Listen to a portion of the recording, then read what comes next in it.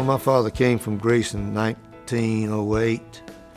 He became a naturalized citizen about 1938, and he ran a store. He worked from 7 or 8 o'clock in the morning till 11 o'clock at night with that store.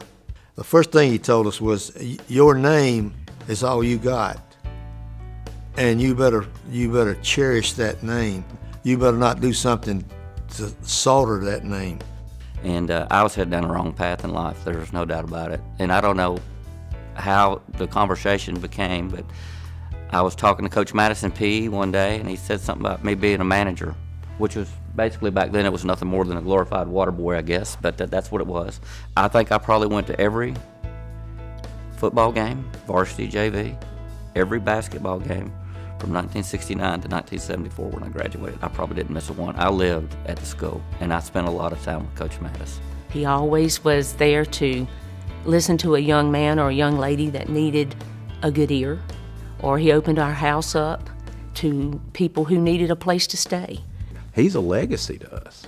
You know, he's a guy that we wanted to emulate so that we could, because we went into the teaching profession, we wanted to pass that same type of thing on to all the kids that we taught and all the kids that I've coached, and of the thousands and thousands, I just hope that I touched just one as well as he touched me.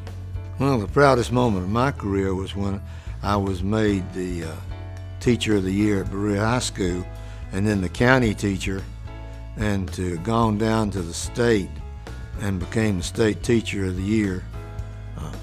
That was just fantastic. I didn't realize that it meant so much. When I think of Berea, I think of Coach Mattos. I think he started his teaching and coaching career at Berea, stayed there his whole career, and he's had a lot of impact on a lot of people. He's probably got to know a lot of parents, a lot of students, obviously, and he's done a lot for the community. He's been in the state legislature. He's helps raise money for the school to this day. Like I say, he's just the face of Berea. I mean, he didn't just work there. He lived there, and he gave his life for that community, and he still is to this day. My dad served 10 years in the state legislature, and when he came to the family and he said he's going to run, we were like, really? You're going to leave coaching and teaching? He said, but this in itself is another way to help others.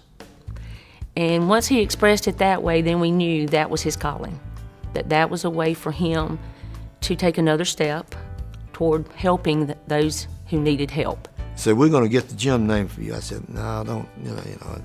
And then they come to me and said, we got everything through the county, and we're going to have your name, Coach Jim Mattos Gymnasium. And they don't know.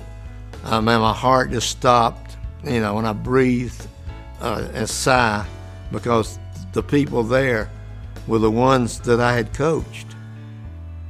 And it meant a whole lot to me. I mean, my name on that building is like my name that my daddy said, that's all you got.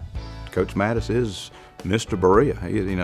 The whole community knows who he is. You start thinking about a person that's had a significant influence to their community. Jim Mattos and Berea is it. I would like to say to my dad tonight, on this special night, that you are very worthy of this induction, that we all are very proud of you, and we know that you've given your life to my mom and to helping others, and that you should enjoy this moment, and that your walk of faith has been so strong that we love you very much.